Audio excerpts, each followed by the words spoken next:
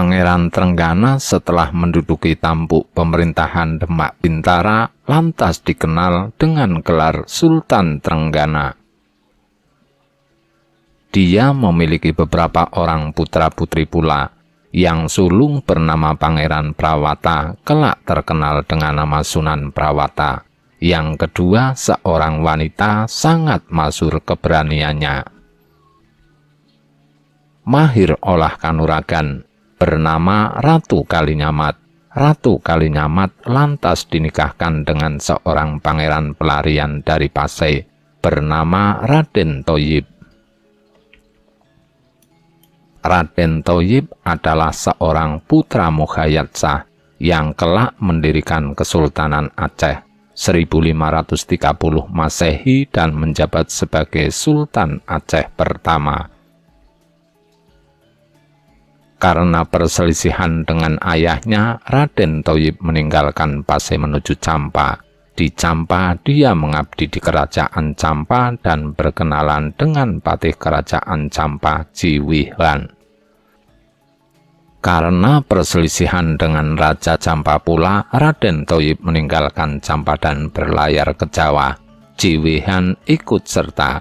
Di Jawa, Raden Thoyib diterima mengabdi di Demak Bintara. Bahkan Raden Thoyib akhirnya dinikahkan dengan Ratu Kalinyamat. Raden Thoyib lantas mendapat nama baru Pangeran Hadiri. Kata Hadiri berasal dari bahasa Arab yang berarti datang.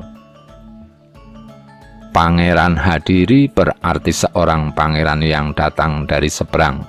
Setelah menikah dengan Ratu Kalinyamat, Pangeran Hadiri terkenal dengan nama Sunan Kalinyamat.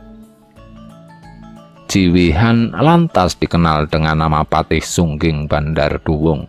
Makamnya masih ada di daerah Mantingan, Jepara, Jawa Tengah. Satu lokasi dengan makam Sunan Kalinyamat dan Ratu Kalinyamat. Ratu Kalinyamat. Ratu Kalinyamat sebelum menikah dengan Pangeran Hadiri atau Sunan Kalinyamat, dulu pernah ikut pula dalam armada Demak yang menyerang Malaka pada tahun 1513 Masehi. Walau seorang wanita, Ratu Kalinyamat tidak bisa dianggap remeh. Konon Ratu Kalinyamat adalah inkarnasi dari Ratu Sima, ratu wanita penguasa kerajaan Kalingga pada rentang waktu 400 Masehi yang memang dulu berkedudukan di Jepara. Putra ketiga Sultan Trenggana adalah seorang putri yang kelak dinikahkan dengan Mas Karebet atau Jakatingkir. Fathahilah. Pada masa Sultan Trenggana ini pula, sebelum kedatangan Raden Thoyib, seorang bangsawan dari Pasai ikut mengabdi ke Demak. Dia adalah Fathahilah. Karena dulu saat penyerangan Malaka, Fathahilah turut serta membantu Laskar Jawa, bahkan terkenal dengan keberaniannya. Maka Sultan Trenggana mengangkat Fathahilah sebagai Senopati Agung Demak Bintara. Sebuah jabatan yang tidak main-main. Fathahilah menggantikan kedudukan Sunan Kudus. Bahkan sesungguhnya Sunan Kudus pulalah yang melobi dan menyokong pengangkatan Fathahilah sebagai pengganti dirinya. Sebaliknya karena sokongan Fathahilah pula, Raden Thoyib berhasil mendapat kepercayaan dari Sultan Trenggana dan akhirnya menjadi menantu Sultan. Bahkan Fathahilah pun menjadi adik ipar Sultan Trenggana. Fathahilah dinikahkan dengan adik perempuan Sultan Trenggana. Dari Kesultanan Cirebon, Sultan Cirebon Sunan Gunung Jati memberikan kabar kepada Sultan Demak dan Dewan Wali Sangha bahwasanya Raja Pajajaran Ratu Samian 1521 sampai 1535 telah mengizinkan armada Portugis di Malaka untuk mempergunakan pelabuhan Sunda Kelapa sebagai pangkalan bangsa Eropa tersebut. Kesultanan Cirebon kalang kabut, musuh Islam telah mendapat angin segar untuk bercokol di Jawa. Ratu Samian dari Pajajaran sengaja mengundang armada Portugis ke Sunda Kelapa karena kedudukan Pajajaran terus-terusan digoyang oleh Kesultanan Cirebon dan Kadipaten Banten. Dengan bantuan armada Portugis, setidaknya pelabuhan Sunda Kelapa sebagai jalur utama perekonomian Pajajaran bisa aman dari gangguan laskar-laskar Islam. Pajajaran dan Portugis telah bersekutu. Portugis menerima permintaan Raja Pajajaran tersebut karena memang Portugis pun juga merasa terus-terusan diganggu oleh armada-armada Islam dalam aktivitas perdagangannya. Kabar dari Kesultanan Cirebon membuat Dewan Wali Sangha ikut cemas, serta merta Sultan Demak atas persetujuan Dewan Wali memerintahkan Senopati Agung Fathahillah merebut Sunda Kelapa dari Pajajaran. Pasukan Demak dibantu pasukan Kesultanan Cirebon dan pasukan dari Kadipaten Banten menyerbu Sunda Kelapa. Peperangan dengan prajurit Pajajaran tak dapat dielakkan. Pertempuran yang dahsyat itu memakan banyak korban jiwa di kedua belah pihak. Pajajaran dikeroyok 3 kekuatan gabungan dari Demak, Cirebon, dan Banten. Armada Portugis belum tiba di Jawa, sehingga Pajajaran terpaksa menghadapi pasukan Islam ini sendirian. Pajajaran memang tangguh. Beberapa kali pasukan gabungan ini terpukul mundur, namun pada akhirnya Sunda Kelapa berhasil dikuasai oleh pasukan gabungan pada tahun 1527 Masehi. Kedatangan armada Portugis terlambat. Sunda Kelapa telah jatuh ke tangan orang-orang Islam. Armada Portugis yang tidak tahu menahu situasi tersebut harus terpukul mundur kembali ke Malaka.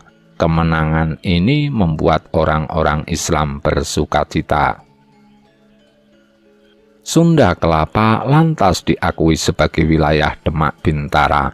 Atas perintah Sultan Trenggana, nama Sunda Kelapa diganti dengan Jayakarta.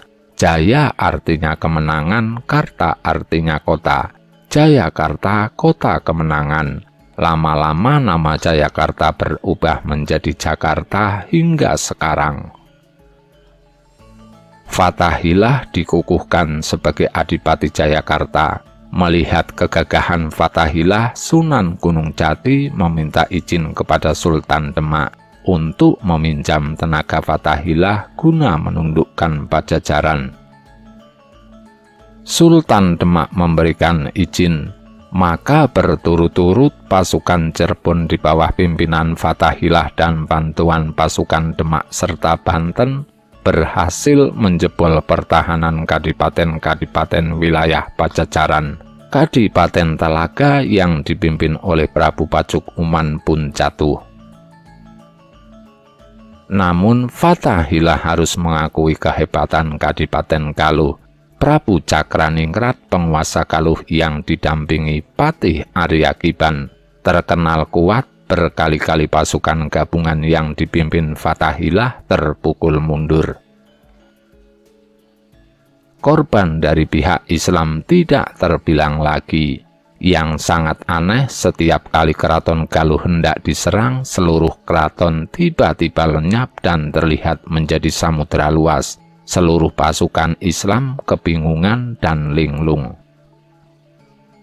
Atas siasat Jitu Sunan Gunung Jati yang menyusupkan putri angkatnya Nimas Gandasari yang terkenal cantik luar biasa itu, maka rahasia Taksuniskala atau tumbal gaib Kadipaten Galuh yang berupa batu berbentuk linggayoni berhasil dicuri. Prabu Cakraningrat tidak menyadari bahwa Nimas Gandasari berasal dari Kesultanan Cirebon. Kecantikan Nimas Gandasari memikat hati Prabu Cakraningrat. Setelah beberapa lama, Nimas Gandasari mengabdi sebagai istri selir Raja Galuh. Pada akhirnya dia berhasil mengorek keterangan, di mana ditempatkan Taksu Niskala sebagai tumbal Kadipaten Galuh berada. Begitu berhasil mengorek keterangan dari bibir Raja Galuh sendiri, Nimas Gandasari diam-diam mengambil Taksu Niskala tersebut dan membawa lari. Galuh kecolongan.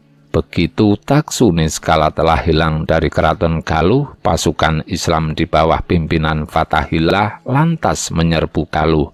Prabu Cakraningrat memimpin pasukan Galuh sendiri. Bersama Patih Aryagiban, beliau maju ke garis depan. Raja dan Patih Galuh ini mengamuk hebat di Palagan. Prabu Cakraningrat dan Patih Aryagiban memang sudah berniat perang puputan. Perang habis-habisan, dan pada akhirnya keduanya gugur mengukuhi bumi Pertiwi Pajajaran, dan Galuh berhasil dijebol pasukan Fatahillah. Maka berturut-turut kemudian wilayah Pajajaran berhasil dijebol pasukan Fatahillah satu persatu, hingga akhirnya pada tahun 1543, pada saat Pajajaran diperintah oleh Prabu Ratu Dewata, 1535 sampai 1543 Masehi, Pajajaran benar-benar dikuasai tentara Islam. Keberhasilan Fatahillah membuat Sunan Gunung Jati menyukai bangsawan Pase tersebut. Fatahillah akhirnya dinikahkan dengan putri Sunan Gunung Jati yang bernama Ratu Wulung Ayu. Begitu Fatahillah meletakkan jabatan sebagai Adipati Jayakarta, Fatahillah pun meminta berhenti dari jabatan sebagai Senopati Demak Bintara. Jayakarta diserahkan kepada Tubagus Angke, sedangkan Fatahillah memilih tinggal di Cirebon. Fatahillah lantas dikenal dengan gelar Tubagus Pasai. Namun setelah Sunan Gunung Jati menyerahkan tampuk pemerintahan Kesultanan Cirebon kepada putranya, Pangeran Muhammad Arifin pada tahun 1547 Masehi, Fatahillah atau Tubagus Pasai diminta menjabat sebagai penasehat agung Kesultanan Cirebon, mendampingi Pangeran Muhammad Arifin. Namun 5 tahun kemudian, yaitu pada tahun 1552 Masehi, Sultan Muhammad Arifin wafat. Sunan Gunung Jati lantas menyerahkan tampuk pemerintahan Cirebon kepada Pangeran Sebagingkin, salah seorang putra Sunan Gunung Jati dari istri yang lain, dan yang selama ini menjabat sebagai Adipati Banten. Maka pusat pemerintahan Cirebon beralih ke Banten. Pangeran Sebagingkin lantas dikenal dengan gelar Sultan Hasanuddin, 1552 sampai 1570 Masehi. Di Cirebon sendiri tampuk pemerintahan dipegang oleh Arya Kemuning, menantu Fatahillah. Arya Kemuning hanya berkedudukan sebagai adipati, maka dia dikenal dengan gelar Adipati Cirebon I. Pada tahun 1568, tepat berusia 120 tahun, Sunan Gunung Jati wafat. Maskarepet menuju Demak Bintara. Putra tunggal Ki Ageng Pengging yang diasuh oleh Nyi Ageng Tingkir telah tumbuh dewasa. Begitu menginjak dewasa, Nyi Ageng Tingkir selalu dibuat was-was dengan tingkah laku keponakannya ini. Menginjak usia 15 tahunan, Maskarepet gemar pergi ke tengah hutan belantara. Hal ini dilakukannya berhari-hari tanpa pulang. Pulang-pulang cuma sebentar, lantas pergi lagi. Wilayah Tingkir yang masih dikelilingi hutan rimba kini dipegang oleh pejabat baru yang ditunjuk oleh Sultan Demak, Nyi Ageng Tingkir sebagai seorang janda bekas adipati hidup berkecukupan dari hasil bersawah. Nyi Ageng Tingkir tidak memiliki putra. Praktis Mas Karebet keponakannya itu sangat-sangat beliau sayangi. Namun, kegemaran Mas Karebet yang sangat suka bepergian dari rumah dan sering memasuki hutan belantara sangat-sangat mencemaskan Nyi Ageng Tingkir. Manakala Mas Karebet pulang, berkali-kali Nyi Ageng Tingkir mengutarakan kecemasannya, namun setiap kali pula Mas Karebet menjawab, "Ibu jangan khawatir, di hutan saya banyak memiliki teman pertapa siwa Buddha. Saya ke hutan tidak hanya sekedar bermain-main, tapi ngangsu kaweruh atau menimba ilmu dari beliau-beliau."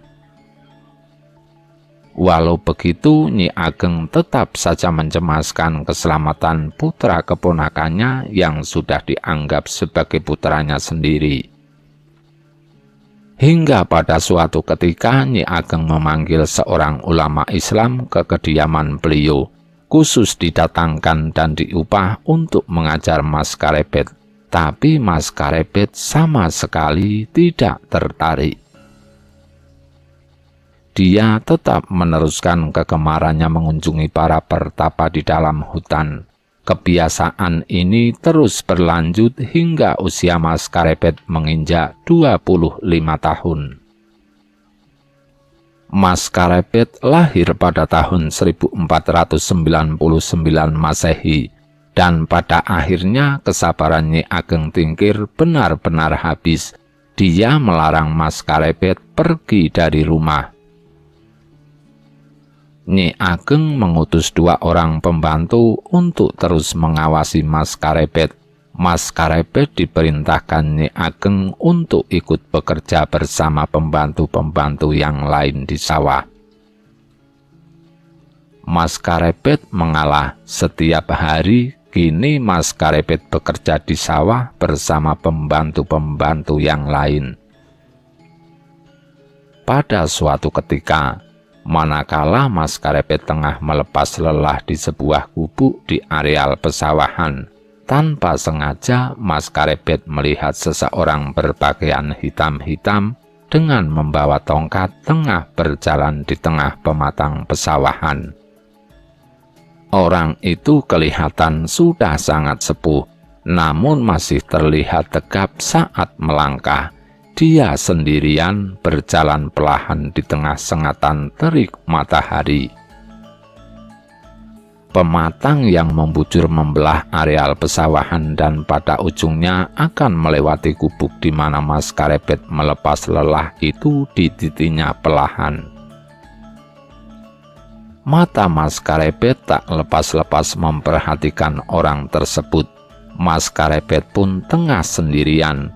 Para pembantu yang lain masih tampak sibuk bekerja, dan anehnya mereka semua seolah tidak melihat adanya orang tua berpakaian hitam-hitam yang tengah berjalan di pematang sawah ini. Dan begitu sosok tua ini sedemikian dekatnya dengan Mas Karebet, mendadak dia menghentikan langkahnya. Dia menatap Mas Karebet sambil tersenyum.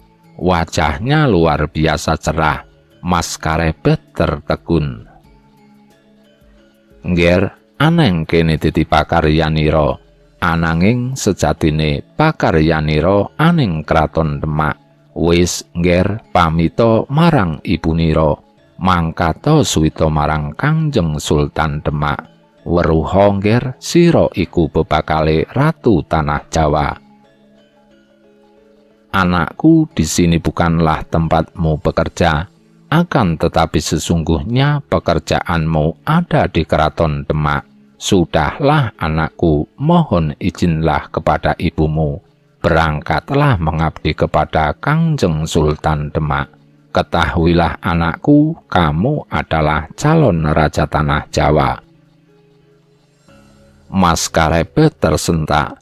Namun dia tidak bisa berkata apa-apa, dan orang tua itu segera berlalu.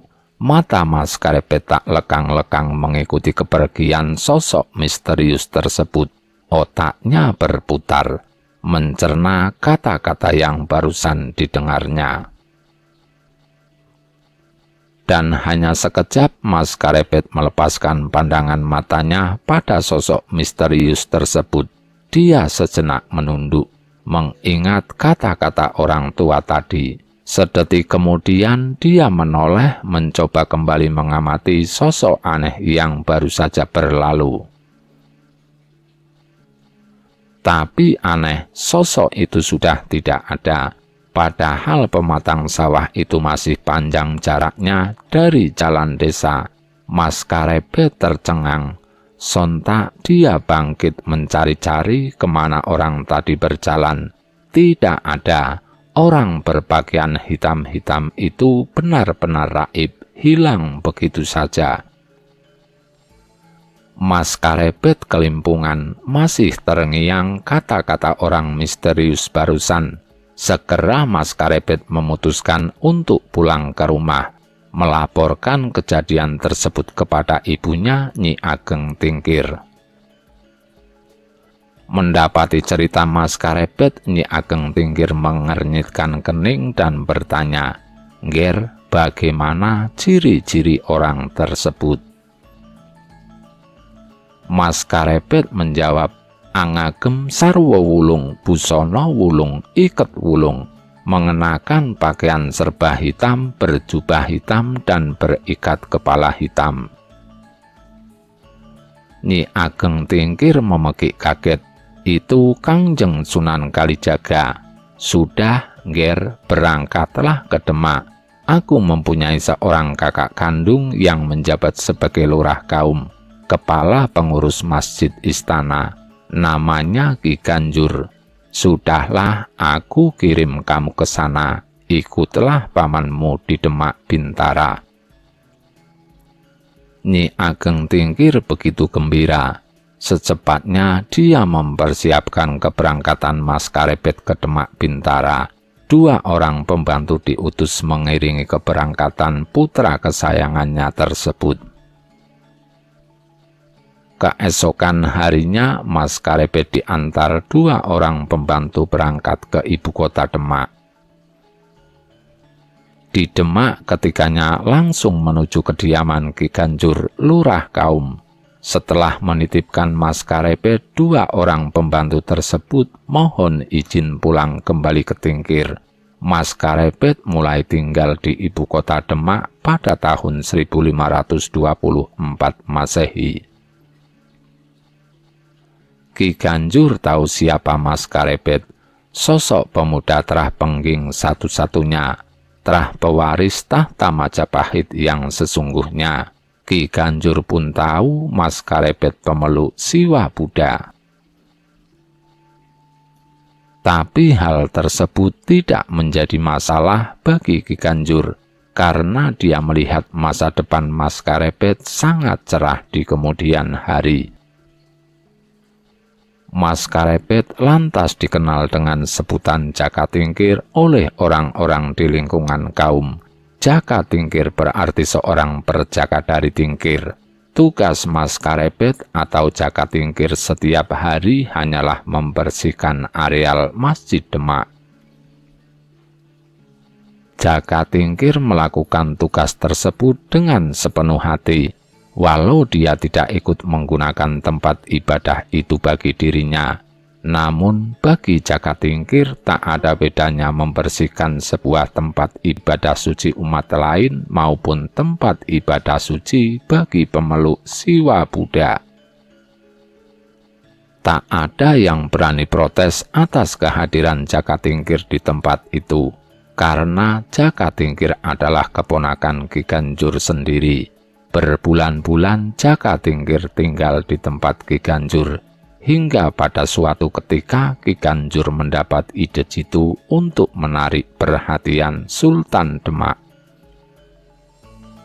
Ki Ganjur menyarankan Jaka Tingkir untuk menyengaja terlambat saat membersihkan Masjid Demak tepat pada hari Jumat mendatang.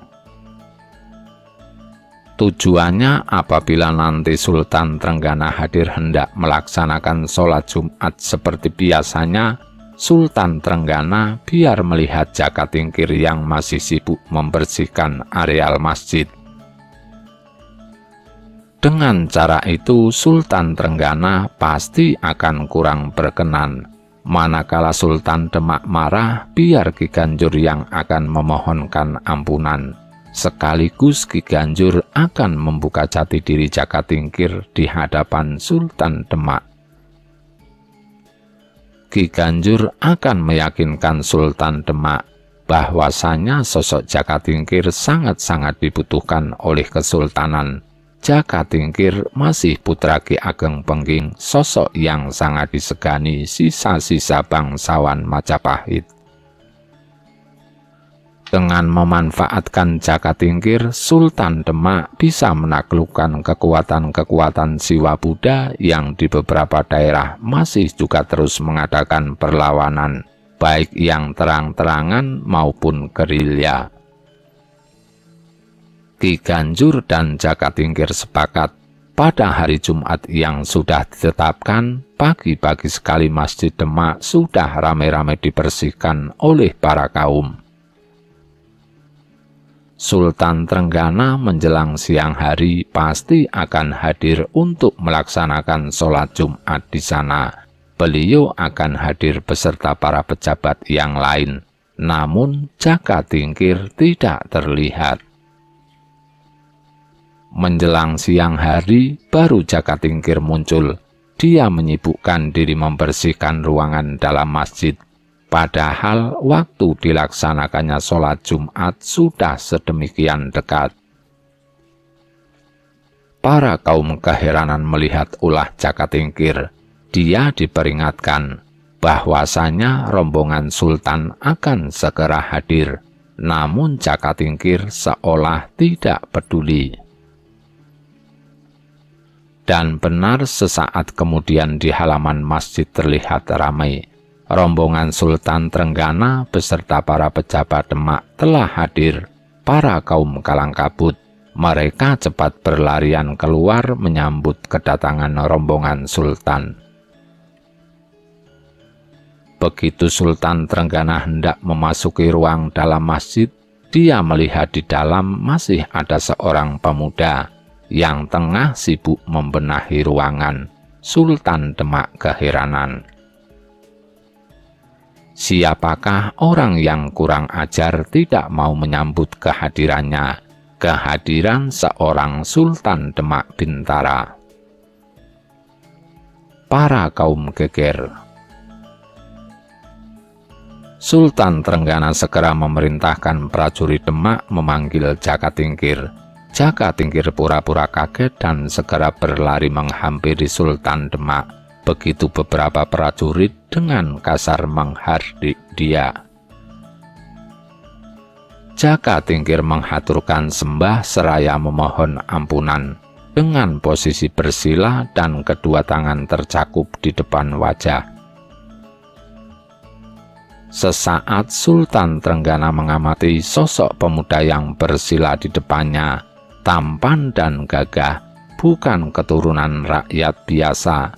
Sultan Trenggana lekat-lekat mengamati sosok pemuda itu. Lantas dia bertanya,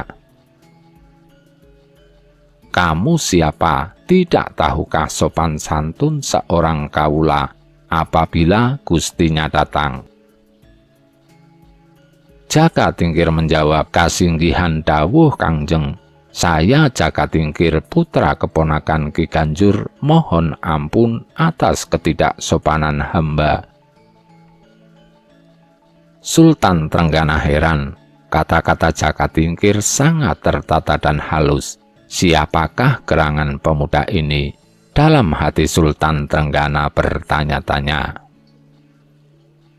Dalam babat tanah Jawa dikisahkan, begitu Sultan Trenggana hadir, Jaka Tingkir melompati kolam Masjid Demak dalam posisi membelakangi Sultan. Hal ini membuat Sultan kaget sekaligus tersinggung. Melompati kolam masjid sambil membelakangi Sultan, sesungguhnya melambangkan bahwa Jakatingkir telah melompati tata aturan tempat suci seorang sultan. Mendadak seorang tergopoh-gopoh menghampiri Sultan Demak sambil menyembah dan bersila di samping Jakatingkir. Dia adalah Ki Ganjur. Kasinggihan dawuh Kangjeng, ini adalah putra keponakan saya yang baru datang dari desa. Mohon ampun atas kelancangannya. Tolong dimaklumi karena dia masih bodoh dan belum memahami tata krama keraton. Karena waktu sholat Jumat sudah harus dimulai, Sultan Trenggana pun lantas berkata, "Sausai sholat Jumat, kamu harus menghadap ke istana." Ki Ganjur dan Jakatingkir menunduk. Umpan mereka telah dimakan, dan rombongan Sultan Demak pun memasuki Masjid Agung untuk menunaikan sholat Jumat.